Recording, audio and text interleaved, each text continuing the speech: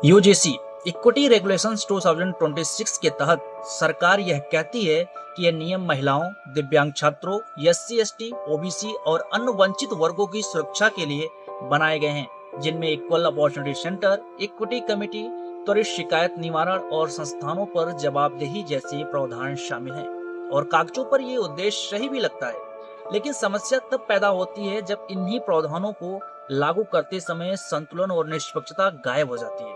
क्योंकि इन नियमों में ये स्पष्ट नहीं है कि अगर कोई आरोप झूठा या दुर्भावनापूर्ण साबित हो जाए तो आरोपी छात्र, शिक्षक या संस्था की भरपाई कैसे होगी। संविधान के अनुच्छेद 14 समानता,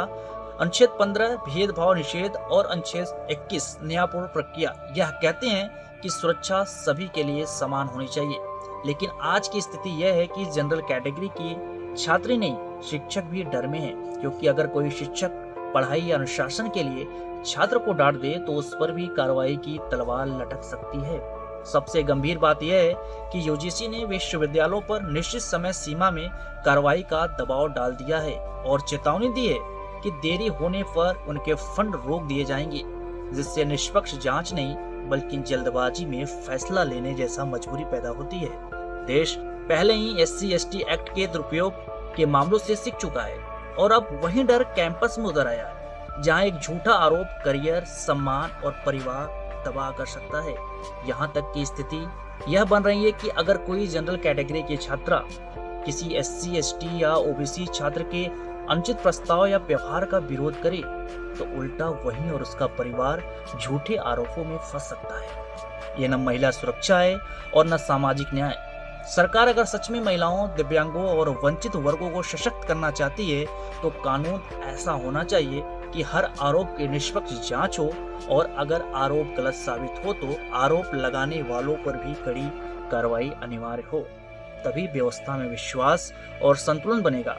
आरक्षण और इक्विटी का उद्देश्य अवसर देना था,